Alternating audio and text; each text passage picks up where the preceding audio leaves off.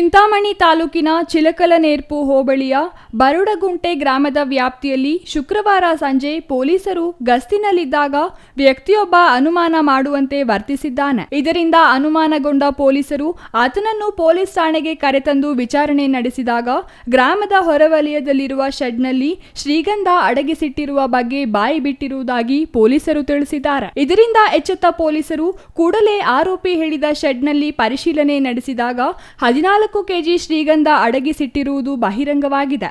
ಕೂಡಲೇ ಪೊಲೀಸರು ಮಾಲು ವಶಕ್ಕೆ ಪಡೆಯುವಲ್ಲಿ ಯಶಸ್ವಿಯಾಗಿದ್ದಾರೆ. ಮೌಲಾ ಬಾಬಾ ಅಲಿಯಾಸ್ ಬಾಬಾಜಾನ್ ಎಂಬ ಇಬ್ಬರು ಆರೋಪಿಗಳನ್ನು ಬಂಧಿಸಲಾಗಿದೆ. ಈ ಬಗ್ಗೆ PSI M Shivakumar Kencharlahalli police ಠಾಣೆಯಲ್ಲಿ ಪ್ರಕರಣ ದಾಖಲಿಸಿಕೊಂಡು ಶ್ರೀಗಂಧ ಕಳ್ಳರಿಂದ ಹೆಚ್ಚಿನ ಮಾಹಿತಿ ಕಲೆ ಹಾಕುತ್ತಿರುವುದಾಗಿ ಕೆಂಚಾರ್ಲಹಳ್ಳಿ ಪೊಲೀಸರು ತಿಳಿಸಿದ್ದಾರೆ.